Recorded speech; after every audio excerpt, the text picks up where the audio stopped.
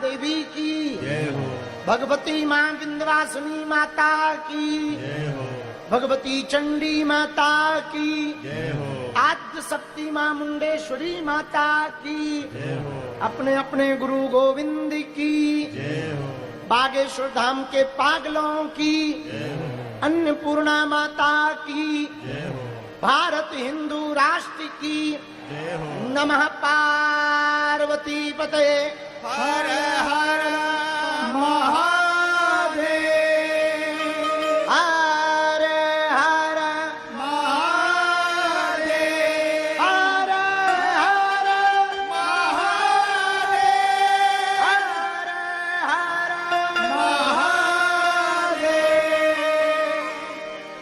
हरि शरणम हरि शरणम भैया।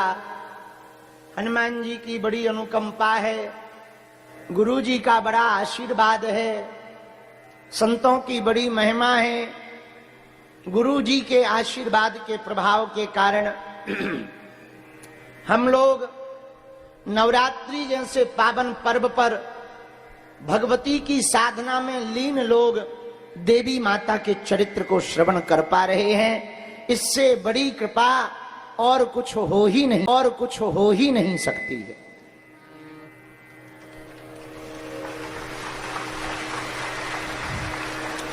दूसरी बात, भगवती ने बड़ी कृपा की कि बागेश्वर धाम पर खूब अनुष्ठान चल रहे हैं इस साल। देवी की प्रतिमाएं लगभग 3-4 विराजमान हैं। हमारे कथा के यजमान श्री अजय राय जी भी उत्तर प्रदेश बिहार से लगभग 12 ब्राह्मण ला करके देवी माता का अनुष्ठान करवा रहे हैं।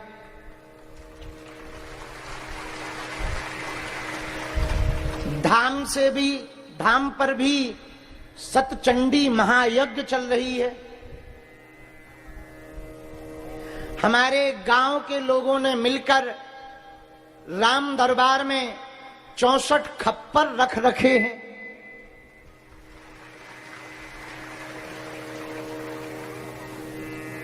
कल से हम भी 2-4 सेवफल खाकर अपना जीवन व्यतीत कर रहे हैं।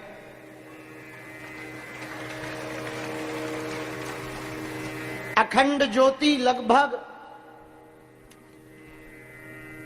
20 जगह जल रही है धाम पर। और तो ठीक है, आज कल से हमको गुरुजी की आज्ञा लगी तो हम देवी जी की चरित्र सुना रहे हैं। आज से श्री धाम वृंदावन के बड़े ही सरल कथा व्यास पूज्य श्री संजय सलिल जी महाराज जी यहीं पर 3 बजे के बाद कथा सुनाएंगे।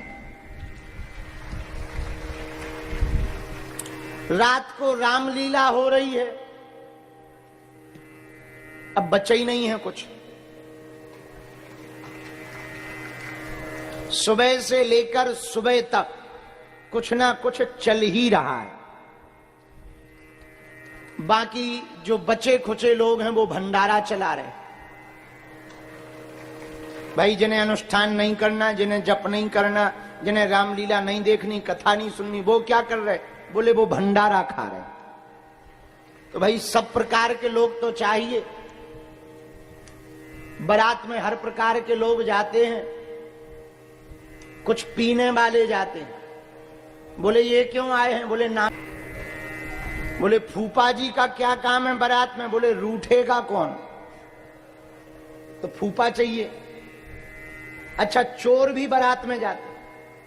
तो हमने एक चोर से पूछा कि भाई तुम्हारा क्या काम है हमारी कथाओं में? बोले चप्पलें कौन साफ करेगा। हम का मतलब? बोले मतलब। हम का बहुत बढ़िया है, बहुत बढ़िया। सब प्रकार के लोग चाहिए। तो कुछ लोग जप कर रहे हैं, कुछ लोग तप कर रहे हैं, कुछ लोग आरती गा रहे। अच्छा, पंडालों में देखो तुम, देवी माता की धूम मची है। गांव गांव गली गली में पंडाल लगे हैं, आरती गा रहे लोग। अच्छा, हम हद हो गई। हम तो सुबह ऊपर बैठे बैठे हंस रहे थे। मंदिर पे ही हमारी कुटिया है, वही डरा है हमारा तो डेरा, हमें तो धाम से निकाल दिया गया। मंदिर पर ही हमारी कुटिया है, वहीं डेरा डला है, वहीं भोजन भजन, वहीं पर जप कीर्तन जो भगवान गुरु जी ने आज्ञा दी है वो कर रहे हैं, हवन पूजन। तो ऊपर बैठे बैठे हम आज खूब हंस रहे थे। सुबह सुबह 4 बजे पंडालों में रात को खूब आवाजें आई, नहीं चाहिए धन और दौलत, ना चांदी ना सोना, मां हम तो मांगे तुझसे केवल एक, तेरे मन में एक छोटा सा कोना। ये वही लोग आरती गा रहे थे जो कल तक 1 रुपया के लिए लड़ाई करते थे। जो 5 रुपया के ऊपर लड़ाई करके मारा मल्ल कर देते, वो भी पंडालों में आज आरती गा रहे कि नहीं चाहिए धन और दौलत, ठटरी के बरे है। बताओ क्या जमाना आ गया है। लेकिन माता रानी भी एकदम सीधी है, अब मां तो मां होती है, फिर भी वो आशीर्वाद दे रही, ठीक है बेटा हम जानते हैं। अच्छा, बाहर आरती गाता है, हमने एक दुकानदार को देखा, हमारे गांव में एक दुकानदार है, सेठ जी तो नहीं है पर वो उनके पास दुकान है, वो दुकानदार हैं, तो वो आरती गा रहे थे मंदिर में जाके, नहीं चाहिए धन और दौलत, ना चांदी ना सोना, मां हम तो मांगे तेरे मन में एक छोटा सा कोना। और जैसे ही दुकान पे आए बोले राजश्री 50 का मिलेगा। तो हमें बड़ी हंसी आई। हम कहा 2 मिनट पहले यही मंदिर में आरती गा रहे थे, यही मंदिर में बताओ।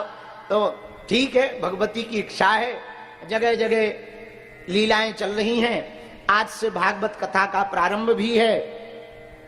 हम कथा कहने के पूर्व में कहां गए जज साहब? कथा कहने के पूर्व में एक हमको याद आ गई, पर नहीं तो भूल जाएंगे, चूंकि बुढ़ापे का शरीर है हमारा, भूल जाते हैं। तुम लोग आनंद में हो, मंगलवार की पेशी कर ली, आज तो बहुत भीड़ है भैया, आने में ही हमको पूछो मत।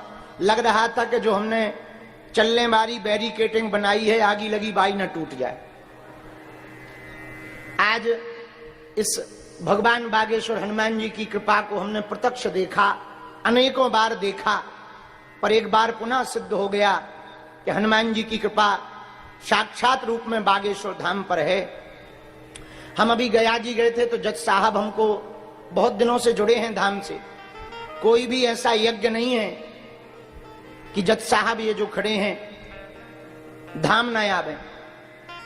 यज्ञ में, अनुष्ठान में हम मिले ना मिले पर यजमान बन जाते हैं। और आप भारत की न्यायपालिका व्यवस्था में न्यायाधीश के पद पर हैं।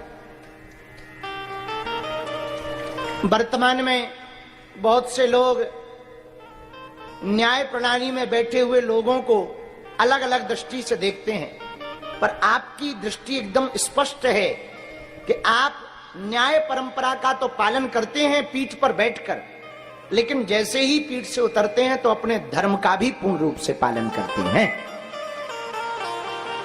और आपकी उम्र 50 साल हो गई और हनुमान जी ने ऐसी कृपा की कि इनके घर पर नवरात्रि के ठीक पूर्व में मंगलवार को लाला आया है। हनुमान जी और सन्यासी बाबा ने ऐसी कृपा की, इनके घर पर हनुमान जी की कृपा स्वरूप पुत्र योग हुआ है।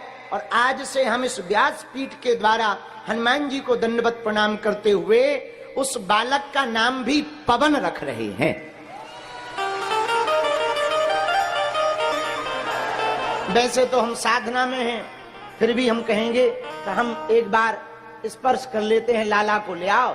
कुछ लाला को हम दे देते हैं अपनी तरफ से। जैसी आपकी हनुमान जी ने सुनी है, बालाजी सबकी वैसी ने सुनी है, बालाजी सबकी वैसी सुने। सीताराम सीताराम सीताराम। खूब बधाई हो मां, हनुमान जी बहुत दया करें, खूब प्रसन्न रहे, बहुत जय। पवन नाम है, अब पवन नाम से ही ये जाने जाएंगे। अभी कागज में लिखा नहीं है, लिखवा दो पवन। खूब जय हो।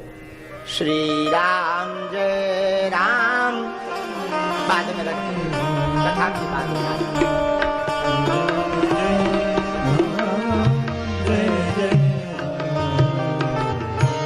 मंगल मूर्ति मारुति नंदन,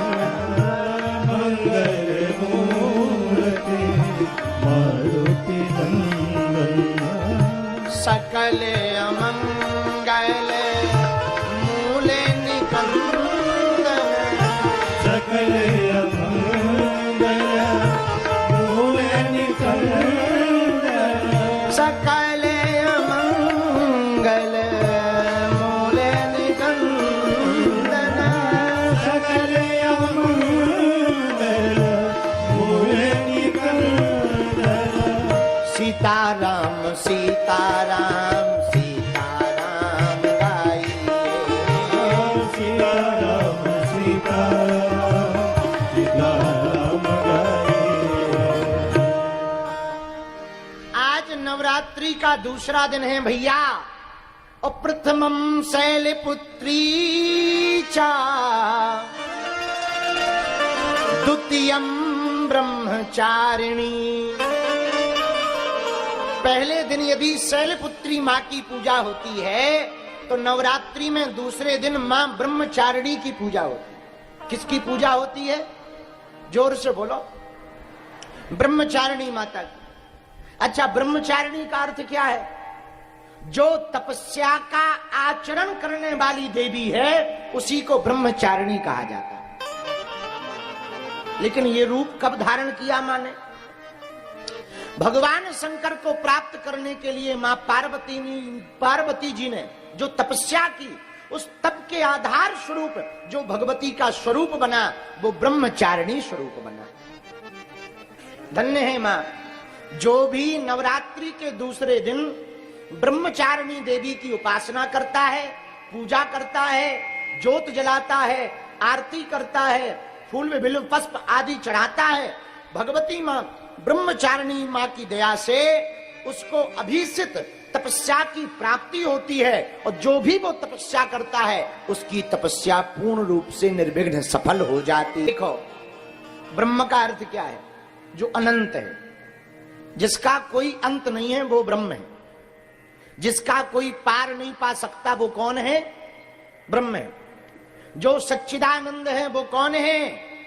बोलो बोलो, ब्रह्म है। जिससे सारा संसार बना वो कौन है? ब्रह्म है। जिसमें सबकी चेतना व्याप्त है वो कौन है? ब्रह्म है। उस ब्रह्म के आचरण को जो अपने जीवन में पूर्ण रूप से लागू करे वो ब्रह्मचारिणी है। अनंत ब्रह्म जिसमें अनंत शक्तियां निहित हैं, अनंत ब्रह्म, वह ब्रह्म पूर्ण परब्रह्म परमात्मा जो असीमित है, जिसकी सामर्थ्यता असीमित है, जिसका बल असीमित है, जिसका तेज असीमित है, जिसकी प्रज्ञा असीमित है, जिनकी बुद्धि असीमित है, जो जिनका कोई पार नहीं पा सकता, ऐसा ब्रह्म, उस ब्रह्म को भी जो अपनी उपासना के द्वारा उसके आचरण को अपने जो जीवन में लावे वो पुरुष ब्रह्मचारी कहलाता है और स्त्री ब्रह्मचारिणी कहलाती है। लेकिन केवल आचरण में मनसा वाचा कर्म इंद्रिया, मन से, वचन से और कर्म से, तीनों से जो उस ब्रह्म सत्ता को स्वीकार करके उसके आचरण को जीवन में लाए। अच्छा, ब्रह्म का आचरण क्या है? ब्रह्म का आचरण निर्लोभ है, कोई लोभ नहीं, निर्द्वंद है, कोई द्वंद नहीं, सम्यक दृष्टि है, सबके प्रति समान है, कोई अपना पराया नहीं। तो क्या भगवान को दानव भी प्रिय हैं? हाँ हैं। क्या केवल देवता भर प्रिय थोड़ी है भगवान को? ना ना ना, दानव भी प्रिय हैं। अच्छा, दानव प्रिय यदि भगवान को ना होते तो क्या रावण को समझाने के लिए हनुमान जी को भेजते? आप विचार करो, कोई तुम्हारी घरवाली